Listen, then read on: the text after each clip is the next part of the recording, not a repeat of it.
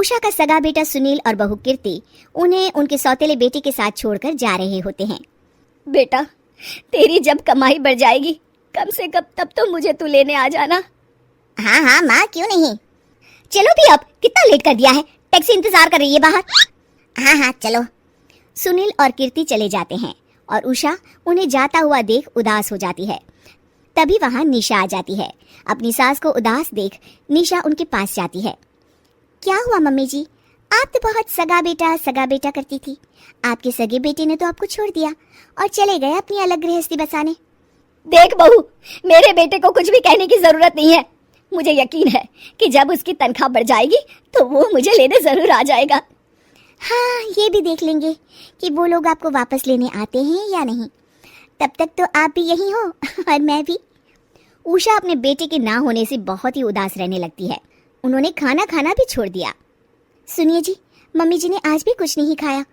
जब भी खाने के बारे में पूछती हूँ तो कह देती है भूख नहीं है और अपने कमरे में ही बैठी रहती है। ये सुनकर ऋषभ अपनी माँ के पास खाना लेकर जाता है। माँ, सुनील बेटा आ गया तू? ओह, तू है। माँ, मैं खाना लाया हूँ, खा लीजिए प्लीज। आप ऐसे भूखी रहेंगी तो बीमार पड़ जाएंगी। मुझे भूख नहीं है, ले जा तू खाना। ठीक है, फिर जब तक आप नहीं खाएंगी मैं भी नहीं जाने वाला यहाँ से। अरे तू क्यों जिद करता है? कहा ना मुझे भूख नहीं है। अरे मम्मी जी, आप खा भी लीजिए ना, ये कितने प्यार से आपको खिला रहे हैं, उसकी तो कदर कर लीजिए कम से कम। अरे तू क्यों बीच में हमेशा अपनी टांग अड़ाती है? ठीक है, लाओ दे दो। कम से कम खाने के बाद तुम दोनों तो इस कमरे से जाओगे। उषा खाना खा लेती है और ऋषभ और निशा ये देखकर खुश हो जाते हैं। चलो, कम से कम माँ ने खाना तो खा लिया। उषा एक दिन सुनील को फोन मिलाती है। हेलो बेटा सुनील, तू घर मिलने आ जाना बहू को लेकर। कितने दिन हो गए, बहुत मन कर रहा है मेरा। हाँ हाँ ठीक है माँ, ऑफिस में बहुत काम है, टाइम मिला तो आ जाऊंगा। सुनील फोन काट देता है। हेलो हेलो सुनील बेटा।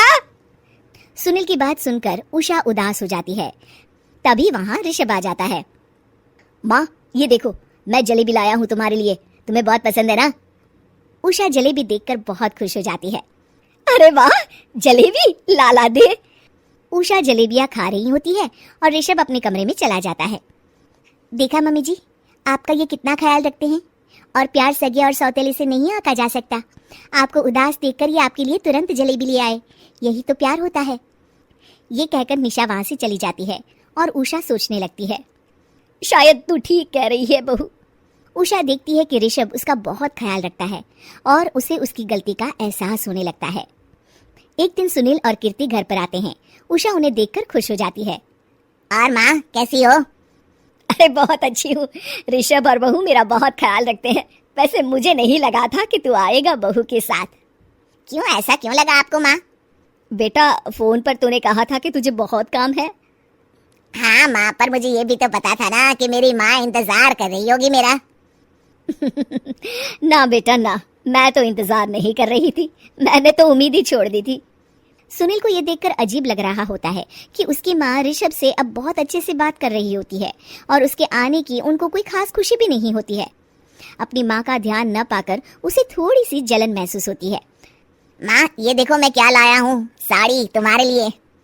हाँ बेटा, अच्छी है साड़ी तो। अच्छी है तो फिर आप आज इसे पहनो और फिर कहीं घूमने चले जाते हैं। बेटा, ऋषभ ने भी मुझे साड़ी दी थी, आज तो मैं वही पहनूंगी। तेरी दी हुई साड़ी फिर कभी पहन लूंगी। सुनील को अब बहुत ही ज्यादा जलन हो रही होती है। उसे समझ नहीं आता कि अपनी माँ का ध्यान फिर से कैसे वो अपनी तरफ खींचे। रात हो जाती है और उनके जाने का वक्त आ जाता है। माँ, चलो अपना सामान बांधो और हमारे साथ चलो। कीर्ति ये सुनकर चौंक जाती है। ये क्या कह रहे हैं आप? हम सासू माँ को लेने थोड़ी ना आए थे। अरे तुम चुप हो जाओ। माँ, चलो जाओ, अपना सामान बांध लो। आप मेरे साथ आ रही हो, मैंने कह दिया तो कह दिया। अरे पर बेटा, तेरी तो तनख्वाह कम है, मैं तुझ पर बोझ नहीं बनना चाहती। अरे मुझ पर बोझ नहीं हो माँ, बस आप चलो ना, मैं लेकर ही जाऊंगा आपको। नहीं बेटा, अब मैं नहीं आना चाहती, मैं तो अब ऋषभ और बहू के साथ ही रहूंगी। ये सुनकर ऋषभ चौंक जाता है। ये क्या कह रही हो माँ? हाँ बेटा, मैं कहीं नहीं जाने वाली अब। माँ, अब सच में नहीं जा रही? नहीं बेटा, मैं तो तेरे पास ही रहूंगी अब, और जो प्यार मैं तुझे नहीं दे पाई वो सब दूंगी बेटा। ऋषभ और उसकी माँ गले मिलते हैं और निशा खुश हो जाती है।